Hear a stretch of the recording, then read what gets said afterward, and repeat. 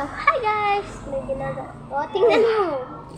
May collage siya. Tapos, ako, nag-drawing ako. Nag-paint ako. Birthday niya mamaya, guys. April 21, ganyan.